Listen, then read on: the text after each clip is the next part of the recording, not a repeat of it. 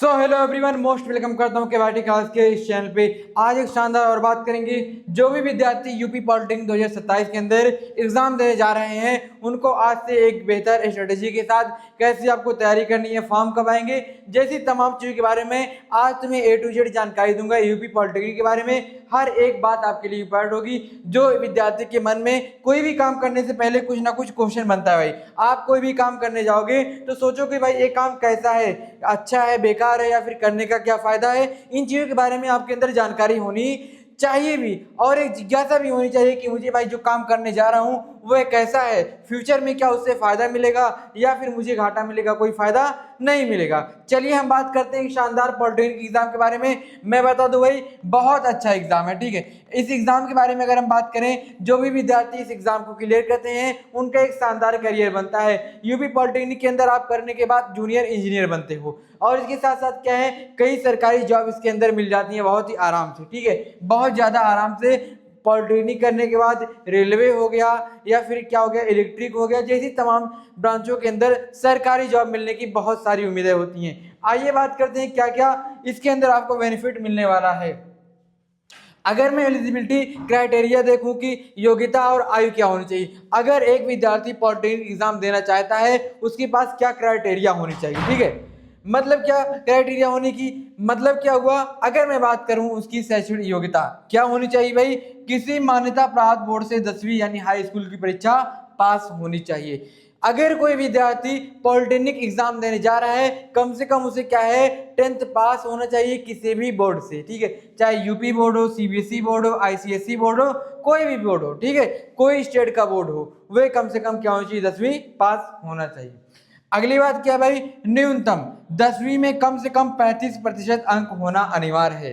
अगर किसी विद्यार्थी के इससे कम है तो नहीं दे सकता है, तो कम से कम क्या है, उस विद्यार्थी के 35% होने ही चाहिए।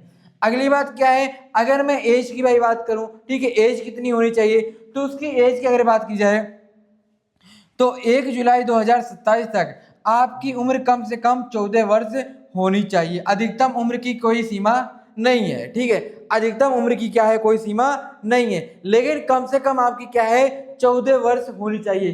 कब तक भाई, कब तक 14 वर्ष होनी चाहिए, इसके बारे में जान लो।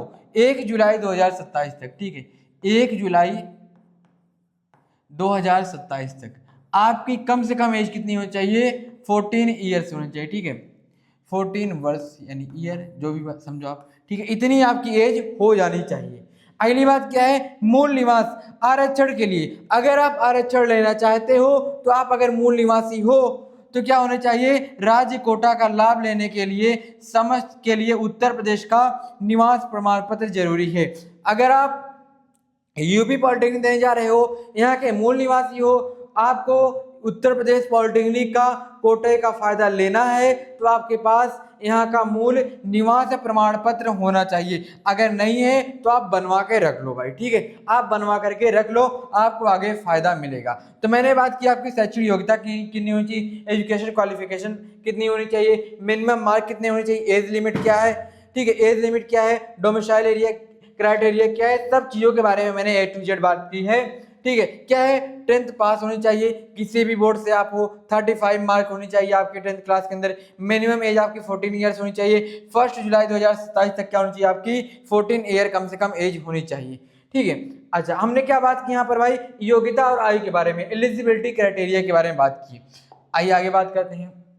अगर मैं बात करूं आवेदन, ठीक है, एप्लीकेशन प्रोसेस एंड फी, जो एप्लीकेशन का प्रोसेस है और उस एप्लीकेशन प्रोसेस के अंदर कितनी फी लगेगी, कितनी फीस लगेगी, इसके बारे में जानना बहुत जरूरी है। अगर मैं बात करूं सबसे पहले भाई ऑफिशियल वेबसाइट, तो शानदार तरीके से आपको ऑफिशियल वेबसाइट दे रखी है, कहीं आप फंस मत जाना, ठीक है, किसी ऐसी वैसी वेबसाइट के अंदर जाके फंस मत जाना। अगर कोई चीज़ आपको नहीं इस वीडियो में मिल रही है तो आप यहाँ पे जाकर के चेक कर सकते हो, ये आपके सामने वेबसाइट दिख रही है। अगर मैं बात करूं एप्लीकेशन फी कितनी होनी चाहिए, अगर एप्लीकेशन फी कितनी होनी है आवेदन शुल्क, अगर जनरल और ओबीसी हैं तो आपको 300 रुपया प्लस बैंक चार्ज आपको अलग से देना पड़ेगा, ठीक है, 300 रुपया प्लस बैंक चार्ज। अगला क्या है भाई, अगर आप SC ST हो तो 200 प्लस बैंक चार्ज, ठीक है, इसके अंदर भी क्या है, बैंक चार्ज। अगली बात की जाए भाई पेमेंट मोड क्या है आपका, online payment, net banking, credit card, debit card और यूपीआई से हो जाएगा। ठीक है, ऑनलाइन आपका पेमेंट भी होने की पूरी चांस, मतलब पूरी उम्मीद रहती है कि हो जाएगा। उम्मीद क्या भाई, हो जाता है। ठीक है, ऐसे हम जो ऑनलाइन पेमेंट भी कर सकते हो यहाँ पर अच्छा खासा। और नोट करने वाली एक शानदार बात आपको मैं अगर बता दूं कि फॉर्म भरते समय अपने दस्तावेज, आधार कार्ड, फोटो, सिग्नेचर स्कैन करके तैयार रखें। ठीक है, इन चीज़ों को क्या करें आपको तैयार रखना है। ठीक है, इन चीज़ों को आपको तैयार रखना है भाई, जो भी चीज़ आपके डॉक्यूमेंट्स लग रहे हैं। आगे अगर बात की जाए एक्सपेक्टेड टाइमलाइन क्या होगी 2027 के अंदर, संभावित तिथियां क्या होगी 2027 के लिए, क्या क्या हो सकता है, फॉर्म कैसे आ सकते हैं। ठीक है, आइए बात करते हैं। अगर हम बात करें एप्लीकेशन फॉर्म यानी फॉर्म आने की संभावित तिथियां, क्या मैं बता रहा हूं भाई, संभावित तिथियां बता रहा हूं। तो जनवरी से फरवरी के भी 2027 के अंदर फॉर्म आने की आपकी उम्मीद है। ठीक है, इतने समय तक आपके फॉर्म आ सकते हैं। ठीक है, और मैं बात करूं मई के सेकंड वीक, ठीक है, मई के सेकंड वीक तक आपके एडमिट कार्ड रिलीज हो जाएंगे। ठीक है, एडमिट कार्ड कब रिलीज होंगे, मई के सेकंड वीक तक, और फॉर्म आपके कब आएंगे, जनवरी से फरवरी के बीच आपके फॉर्म आ जाएंगे, और मई के सेकंड वीक तक आपके क्या हो जाएंगे, एडमिट कार्ड। और क्या भाई, मई के एंड तक आपके या फिर जून तक आपके प्रवेश परीक्षा का आयोजन भी हो जाएगा। ठीक है, मेन एग्जामिनेशन आपका कब होगा भाई, मई के एंड या फिर जून के स्टार्टिंग के अंदर। और क्या जुलाई से अगस्त के बीच आपकी काउंसलिंग और एडमिशन जैसी प्रक्रिया चलेगी। ठीक है, कब तक भाई, जुलाई से लेकर के अगस्त के बीच आपकी क्या होगी, एडमिशन की प्रोसेस चलेंगे, उसमें काउंसलिंग होगी, जैसी तमाम चीजें आपको देखने को मिलेगा। आपके एग्जाम का पैटर्न क्या होगा, सबसे पहले क्या है आपका मोड क्या होगा, कंप्यूटर बेस्ड आपके एग्जाम होंगे। ठीक है, ऑनलाइन बेस्ड होंगे, और क्वेश्चन क्या होंगे भाई, 100 क्वेश्चन मल्टीपल चॉइस क्वेश्चन होंगे यानी एमसीक्यू होंगे।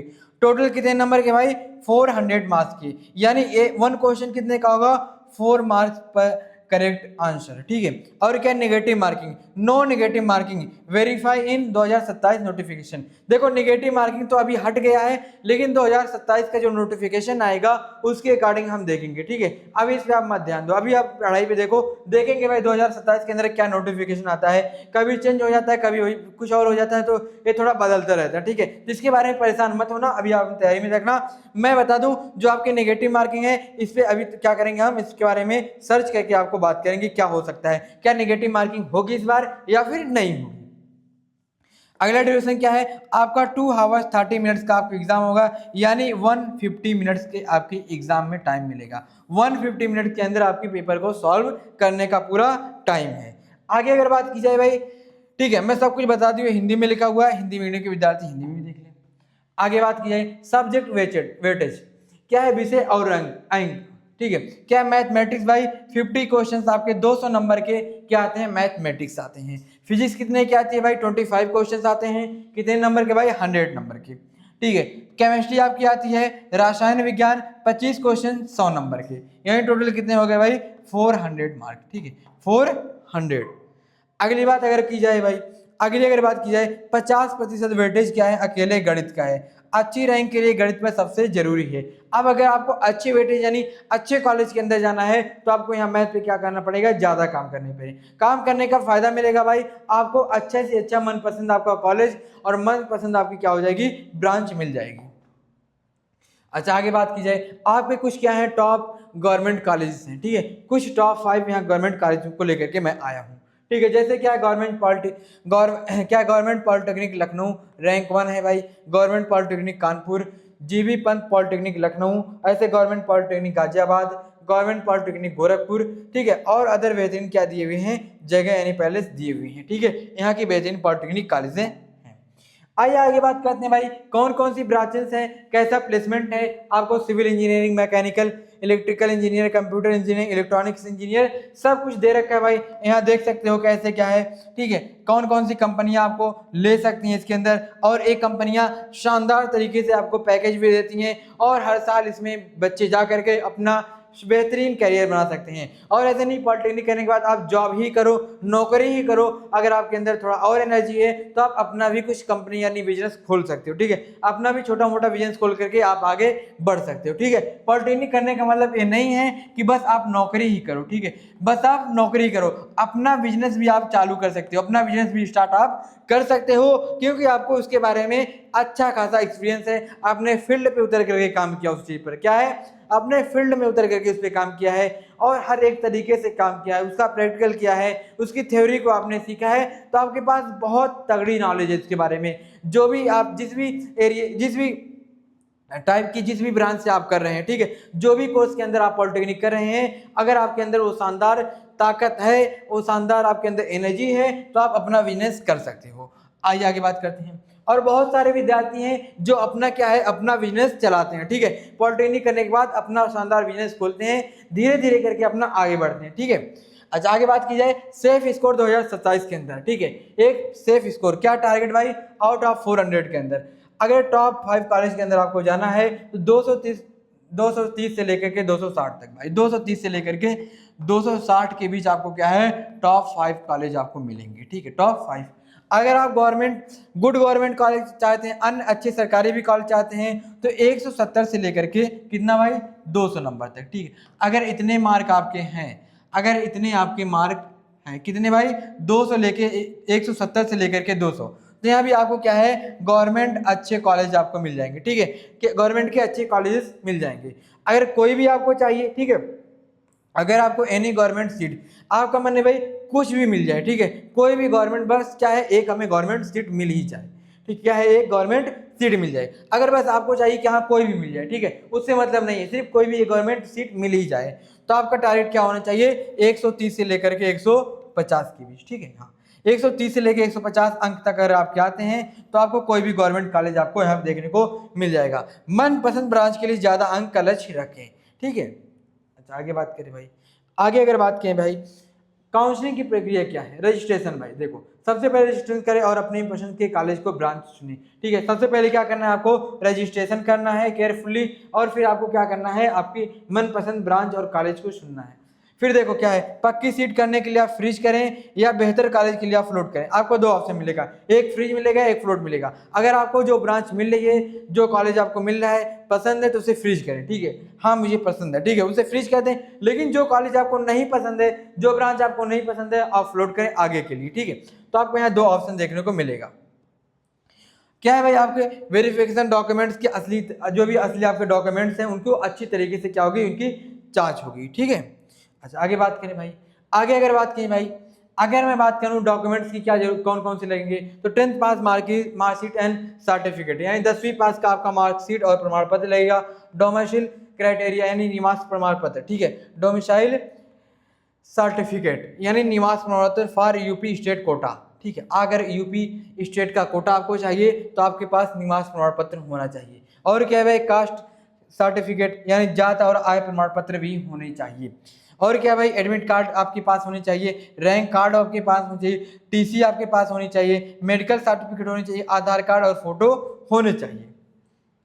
आगे बात की जाएगी, अगर मैं बात करूं आपको तैयारी कैसे करनी है, अब हम बात करते हैं भाई, हम तो करने जा रहे हैं लेकिन हम तैयारी कैसे करें सर, तैयारी कैसे करें। मैं बात करूं भाई, बिल्ड बेस मजबूत करें। क्या भाई, मास्टर 9th और 10th के NCERT science math 70% question come directly from here, ठीक है। 9वीं और 10वीं के एनसीईआरटी साइंस और मैथ के अच्छे से पढ़े भाई, क्योंकि डायरेक्ट क्वेश्चन कभी कभी आ जाते हैं यहाँ से। और क्या भाई, सही किताब, book like Arihant publication UP polytechnic guide are highly recommended. Arihant publication की यूपी पॉलिटेक्निक गाइड सबसे बेहतरीन मानी जाती है, ठीक है। वैसे भी अगर आप देखो भाई, हम भी बेहतर तरीके से क्वेश्चन के आपको पूरे मटेरियल्स देंगे। आप अगर हमारे यहाँ तैयारी कर रहे हो तो हम आपको एक शानदार मटेरियल देंगे, उसी के अंदर से उसी के कॉन्सेप्ट से क्वेश्चन आपको रिटर्न देखने को मिलेंगे। तो अगर आप यहाँ से तैयारी करोगे तो भाई समझ सकते हो कितने शानदार तरीके के मटेरियल आपके मैथ के हों, फिजिक्स के हों, केमिस्ट्री के हों, हर एक डॉक्यूमेंट्स आपको हर एक सब्जेक्ट के मटेरियल को हम देंगे। और कई ईयर्स के होंगे, हर तरह के टफ लेवल के क्वेश्चन होंगे, इजी लेवल के होंगे, ठीक है, मीडियम लेवल के क्वेश्चन होंगे, हर तरह के क्वेश्चंस मिलेंगे आपको वहाँ पर, ठीक है। PYQ आपको भाई सॉल्व कराए जाएंगे 5 से 7 ऐसे समझो 10 ईयर्स के, ठीक है। 10 ईयर्स के अगर हम लोग कर लेंगे और उसके कंसेप्ट को समझ लेंगे तो भाई कोई दिक्कत है ही नहीं।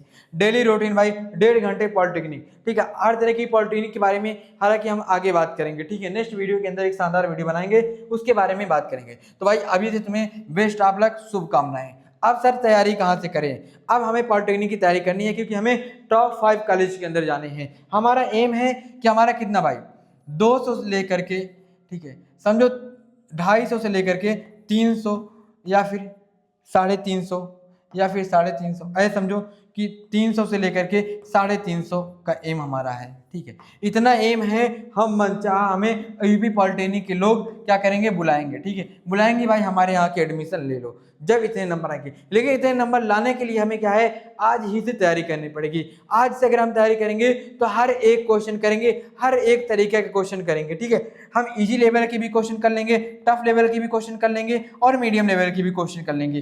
ठीक है, तो हमें क्या है, एक शानदार तैयारी करने के लिए हमें समय मिल लगना चाहिए। ठीक है, क्योंकि जब क्या कहता है, जब शेर लंबी छलांग लगानी होती है तो 2 कदम वो क्या करता है, पीछे लेता है।